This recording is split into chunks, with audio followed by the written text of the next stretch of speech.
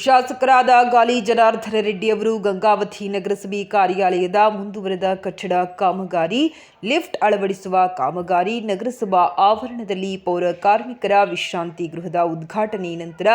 SBI ಬ್ಯಾಂಕ್ನ ಮುಂಭಾಗದಲ್ಲಿ ನಗರಸಭೆಯ ನೂತನ ಮಳಿಗೆಗಳನ್ನು ಉದ್ಘಾಟಿಸಿದರು. ಈ ಸಂದರ್ಭದಲ್ಲಿ ನಗರಸಭೆ ಅಧ್ಯಕ್ಷರಾದ ಮೌಲಾ ಸಾಬ್, ಉಪಾಧ್ಯಕ್ಷರಾದ ಪಾರ್ವತಿ, ದುರ್ಗೇಶ್ ದೊಡ್ಡಮನಿ, ಸ್ಥಾಯಿ ಸಮಿತಿ ಅಧ್ಯಕ್ಷರಾದ ರಮೇಶ್ ಚೌಡ್ಕಿ, ನಗರಸಭಾ ಸದಸ್ಯರಾದ ಅಜಯ್ ಬಿಚ್ಚಲಿ, ಪರಶುರಾಮ್ ಮಡ್ಡೇರ್, ಮುಸ್ತಾಕ್ ಅಲಿ, ನೀಲಕಂಠ ಕಟ್ಟಿಮಣಿ,